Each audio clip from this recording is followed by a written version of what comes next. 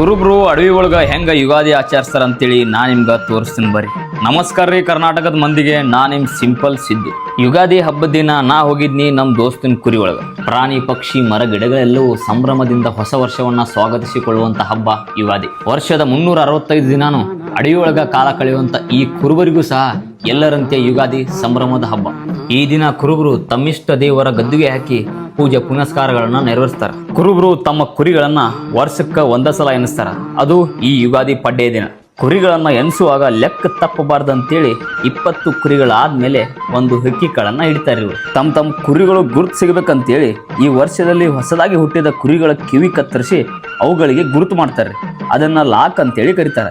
And ಒಬ್ರ ಲಾಕ ಇನ್ನೊಬ್ರ lock ಹಂಗ ಇರಂಗಿಲ್ಲ. ಕತ್ತರಿಸಿದ ಲಾಕನ್ನ ಹುತ್ತದೊಳಗೆ ಹಾಕಿ ಅದನ್ನ ಪೂಜೆ ಮಾಡಿ ಹುತ್ತಕ್ಕ ಹಾಲೆರೆಯುವುದು ಹಿರಿಯರಿಂದ ನಡೆಸಿಕೊಂಡು ಬಂದ ಪದ್ಧತಿ. ಈ ವಿಡಿಯೋ ಕೊನೆ ತನಕ ನೋಡಿದ ನೀವು ಧನ್ಯರು.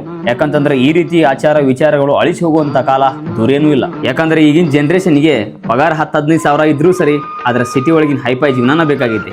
ಇಲ್ಲೇನಾ ಸುಂದರ ಇದ್ರಾಗ ಸೂಜಿದಾರ, ಇದ್ರಾಗ ಏನ್ ಕಾತ, ಇದ್ರಾಗ ಅಡಿಕೆ, ಈ ಮೇನ್ ತಂಬಾಕು ತುಂಬಿಸಿದ ಚಾಕಿ ಮಾಡೋದು ತಂಬಾಕಿದ.